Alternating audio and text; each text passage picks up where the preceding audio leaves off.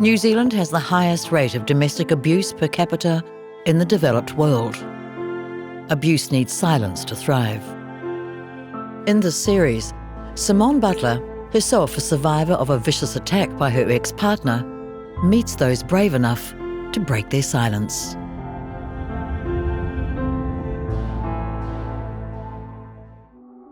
Leaving an abusive relationship is meant to end the cycle of violence and control. But for some, the nightmare continues in the form of stalking.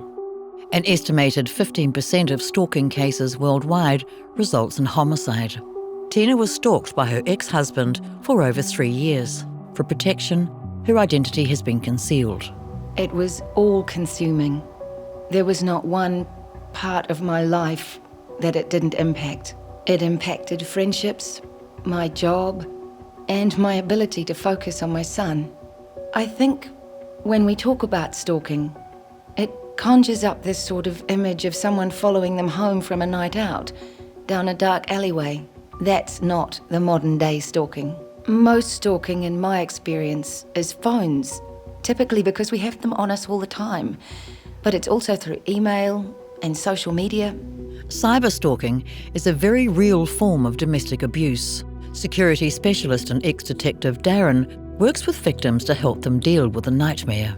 When the offender is sending a text or an email or turning up, it's all the downtime when the victim is wondering when the next text's going to come, when the next email's coming, when the next threat's being made.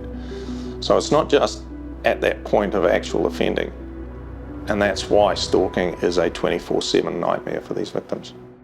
And so how long is this? This was only 13 months of messages. Wow. Tina had no idea that her partner would become so obsessed when she first started dating him. He was lovely when I first met him.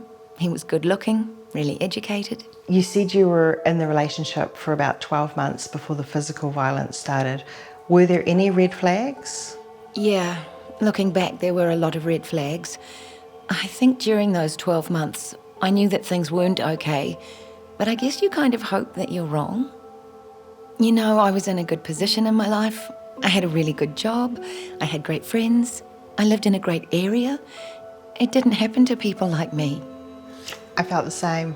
I was educated, I was independent. Never in a million years thought that would happen to me at all. You were so desperate to try and fix it. Something would trigger some kind of angry episode, typically that would end up resulting in violence. He would punch, he would hit. If we were at home, usually my head. In the car, arms and legs.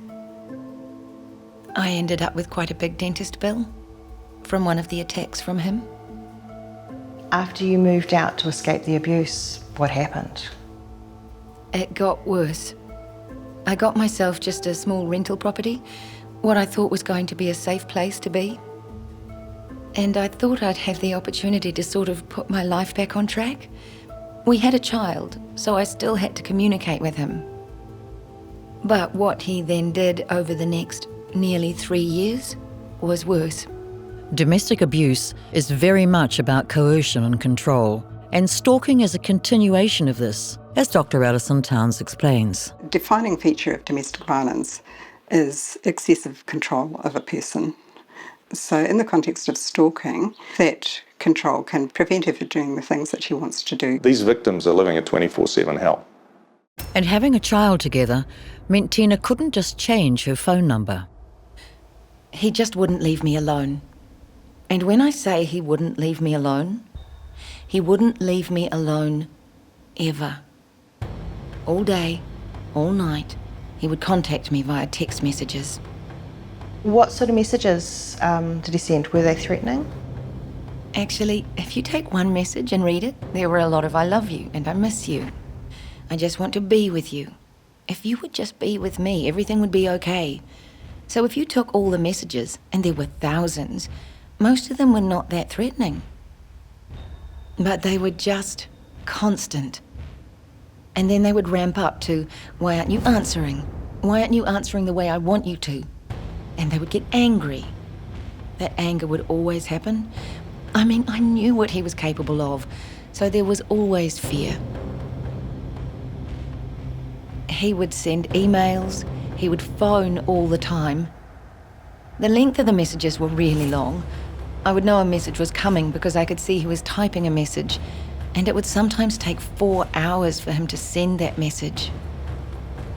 You'd think, oh, just put the phone in a drawer, walk away, go for a walk, do something else.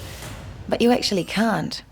It renders you so full of anxiety, waiting for that message to come.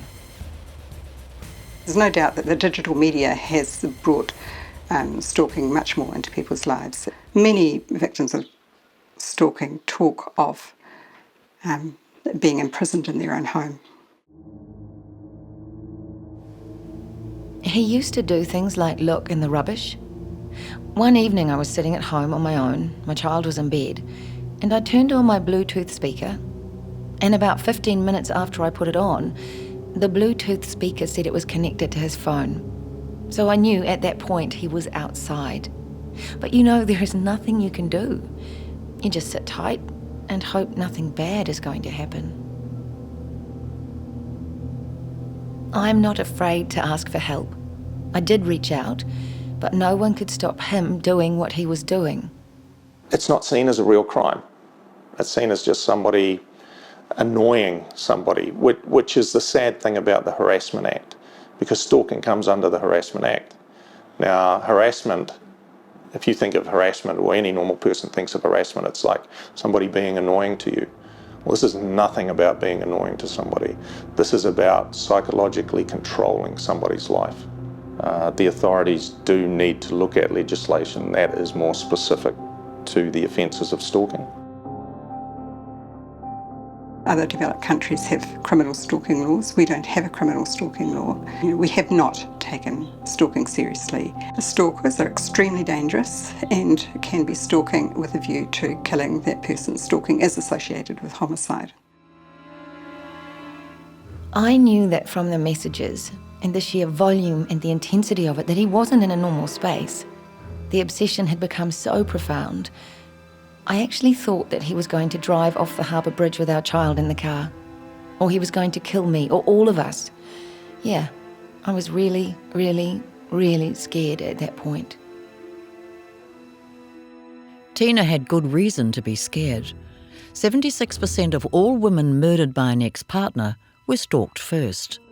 Despite the lack of a dedicated stalking law, there are things the justice system can do, which Tina found when she went to the police, fearing for her own safety. And I wanted there to be a record, at least, with the police of what was happening, so that if anything happened, they knew who it was. There had been police involvement through the relationship in any case, so I knew that there was already a file. And so what did the police say to you? The police said to me that I needed a protection order, and they said that in order to get a protection order, I would need to go to the family court.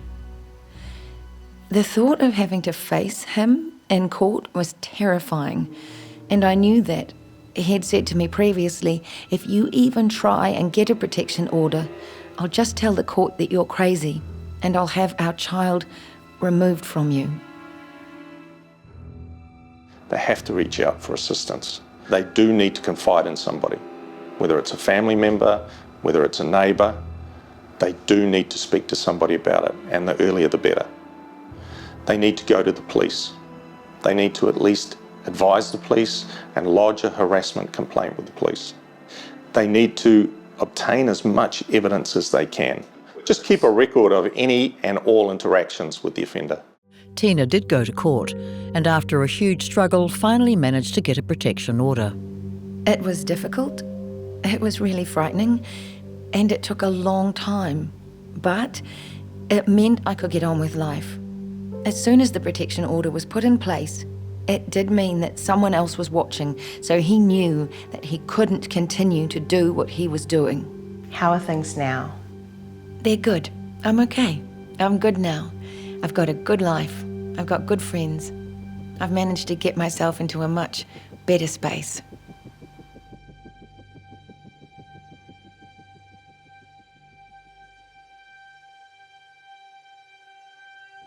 For Tina, the nightmare is over.